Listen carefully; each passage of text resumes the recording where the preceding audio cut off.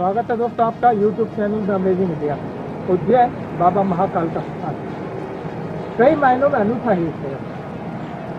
देश में स्थित 12 ज्योतिर्लिंगों में यह इकलौता ज्योतिर्लिंग है जहाँ की भस्म से बाबा को स्नान कराया जाता है। कुछ समय पहले तक यह भस्म ही स्थानीय स्मशान घाट से जलती चिताओं से लाई जाती थी, लेकिन अब इस परंपरा को बंद कर दिया गया है। अब टंडों के माध्यम से इस भस्म को प्राप्त किया जाता है। इसके अलावा यह अकेला ऐसा ज्योतिर्लिंग है जो कि दक्षिण मुखी है और इस वजह से यहाँ पे तंत्र मंत्र साधनाएं व्यापक पैमाने पर की जाती है। उज्जैन में से कई स्थान हैं जो अपने आप में कई रहस्य, कई कहानियां समेटे हैं। ऐसा ही एक स्थान है प्रेत किला तीर्थ। ऐसा नहीं है कि ये कोई प्रेतों का तीर्थ है या यहाँ प्रेतों के रहने के या निवास के उनके कोई प्रमाण मिले हों, और इस बात की जानकारी भी नहीं मिल सकी कि इसका नाम ये ऐसा क्यों पड़ा, कब पड़ा और किन परिस्थितियों में पड़ा। लेकिन जब हमारी टीम को इस बात की जानकारी मिली तो हमारी टीम पहुंची इसको आपसे साझा करने के लिए उस स्थान पर। तो आइए जानते हैं हमारी टीम ने क्या पाया हुआ।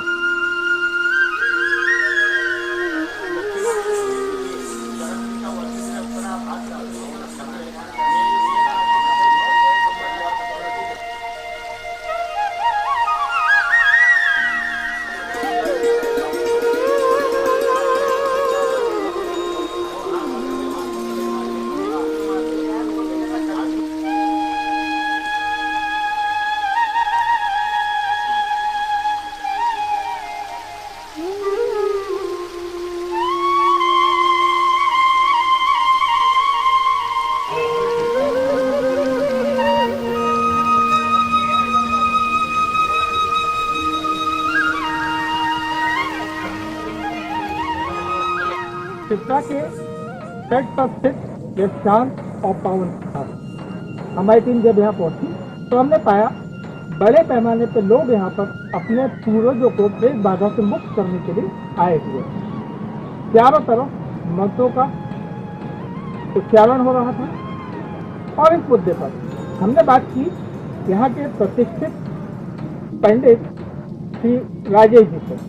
उन्होंने हमें विस्तार से पूरी जानकारी दी कि किस तरीके से प्रेत बाधा से पूर्वजों को मुक्त कराता है। मैं पंडित राजेश त्रिवेदी, श्री क्षेत्र पंडा समिति उज्जैनी का अध्यक्ष।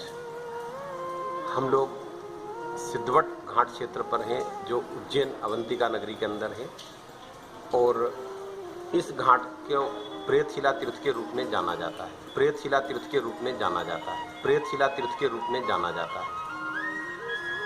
सतयुग से यहाँ पर अपने परिवार के पूर्वजों के मोक्ष के लिए पिंडदान का कार्य चला आ रहा है।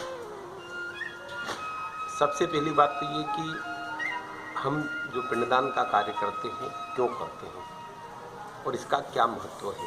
प्राचीन हमारी व्यवस्थाओं की ओर जाएं तो सनातन धर्म संस्कृति को आधार बना करके हम सारी बातें करते हैं। वेद, शास्त्र और पुराण। गरुड़ पुराण 18 पुराणों में से एक है जिसमें उल्लेखन जन्म से लेकर मृत्यु तक का आता है। उसी के अनुसार एक बात आती है कि जब भी किसी व्यक्ति की मृत्यु होती है तो उसे हम हिंदू संस्कृति के अंदर दाह संस्कार के माध्यम से उस अंतिम कर्म का कार्यक्रम का कार्य करते हैं। बचती है आत्मा। आत्मा को एक नया शरीर मिले, इसलिए पहले दिन से 10वें दिन तक जो पिंडदान होता है, प्रतिदिन एक पिंड किया जाता है जिससे संपूर्ण शरीर के अंगों को बनाया जाता है, जो 9 दिन तक होता है। 10वें दिन उसमें पुनः प्राण प्राप्त हो, इसे आह्वान के साथ में हम इसकी पूर्णता करते हैं। एकादशा नारायण बलि विधान। तो पहला कार्य जो सूतक के अंदर होता है जिसे हम मलिन षोडशी के रूप में लेते हैं। दूसरा मध्यम षोडशी, हमारा मृत्यु सोच का कार्य समाप्त हो चुका है, सूतक का समाप्त हो चुका है। तो भगवान विष्णु, ब्रह्मा जी ने सृष्टि को बनाया, विष्णु जी सृष्टि के पालन करता और शिव जी सृष्टि के संवारक। वैकुंठ लोक के अधिपति भी भगवान विष्णु हैं। तो ऐसी स्थिति के अंदर उस व्यक्ति के जीवन में उसके द्वारा पालनकर्ता के कार्य में कोई दोष हुआ हो, उसे समाप्त करने के लिए और वैकुंठ लोक को जाने के लिए, वहाँ के अधिपति भी भगवान विष्णु हैं, इसलिए हम उसके लिए नारायण बलि विधान करते हैं। इस विधान के अंतर्गत हम भगवान विष्णु जी, शिव जी सहित सभी देवताओं को विराजमान कराते हुए उन सबकी साक्षी में मृतक आत्मा की ओर से उन सबसे मृतक आत्मा के द्वारा कहीं भी कार्यों में कोई दोष हुआ उसके क्षमा याचना करते हैं और वैकुंठ लोक में उस मृतक आत्मा को स्थान प्राप्त हो, इसलिए विधान हम करते हैं। द्वादशा हम आज नाम देते हैं, लेकिन वास्तव में यह पूरे वर्ष भर के मासिक श्राद्ध हैं। पूरे वर्ष भर के श्राद्धों को हमने द्वादशा का नाम दिया है। तो इस प्रकार कोई भी व्यक्ति की मृत्यु होती है तो वह 1 वर्ष तक प्रेत योनि में रहता। विभिन्न प्रकार के जो हम पिंडदान या अन्य प्रकार के दान उसके निमित्त करते हैं, इनके सेवन के माध्यम से आगे बढ़ता है, ऐसा गरुड़ पुराण में उल्लेखन आता है। और 1 वर्ष के बाद अगले 1 वर्ष में हम उसे जिसकी जहाँ से उत्पत्ति है उनमें सम्मिश्रण का कार्य करते हैं। हमारे शास्त्र जो कहते हैं 7 पीढ़ी की हम बात करते हैं, तो हमारे शरीर का जो निर्माण है यह 84 अंश का शरीर चिकित्सा शास्त्र ने सतयुग से बताया है।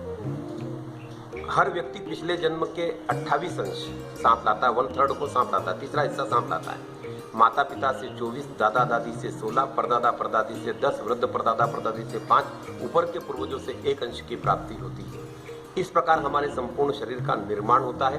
तो जिस शरीर का हमारा निर्माण हुआ, जहाँ से हमारी उत्पत्ति हुई, उनमें ही हमारा सम्मिश्रण हो, इसे हम पिंड मिलावनी या सपिंडन का कार्य कहते हैं, जो 1 वर्ष के उपरांत अगले वर्ष में द्वितीय वर्ष में पूर्णता पर जाता है।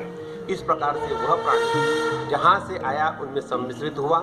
और कई केसों में हमने देखा है कि किसी व्यक्ति का अन्य जगह पर जब जन्म होता है तो पुनर्जन्म की घटनाओं को वो सुनाता भी है। कई जगह पर ऐसे घटनाक्रम हुए भी हैं। तो यह पूरी प्रक्रिया मृत्यु के उपरांत के कार्यों की है। तीसरे वर्ष में हम उसे श्राद्ध पक्ष में पूर्वज के रूप में ले लेते हैं सम्मिश्रण के बाद में। और ये जो श्राद्ध में लेते हैं हम, तो जिस प्रकार से हम पूरे वर्ष भर के अंदर आषाढ़ महीने में भगवान भैरव, सावन में भगवान शिव, इसके बाद भादव में गणपति, पितृपक्ष आता है तो पूर्वजों को, नवरात्रि में हम अश्विन मास के अंदर ही माता जी का पूजन करते हैं। इसके आगे हैं यम, कुबेर, दिक्पाल से लेते हुए लक्ष्मी पूजन करते हुए भगवान विष्णु जब उठते हैं तो वहाँ पर तुलसी माँ के साथ विवाह करते हुए हम उस कार्य को आगे बढ़ाते हैं। इस प्रकार की हमारी जीवन की एक प्रक्रिया पूरी बनी हुई है। और इस प्रक्रिया के अंतर्गत हमें जिस प्रकार से आज जहाँ भी हम खड़े हैं और अनायास कोई चीज़ की उपलब्धता हो जाती है तो हम कहते हैं भगवान ने दिया।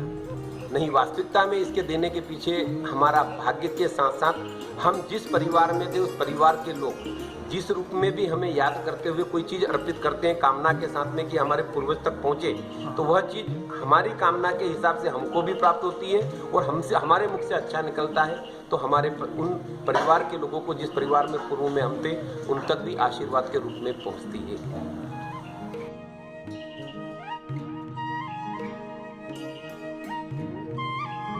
यदि आप भी चाहें तो आचार्य राजेश से बात कर सकते हैं। उनके फ़ोन नंबर मैंने डिस्क्रिप्शन बॉक्स में दे दिए हैं। यदि आपके पास भी ऐसे किसी स्थान की जानकारी है तो उसे हमारे साथ साझा करें।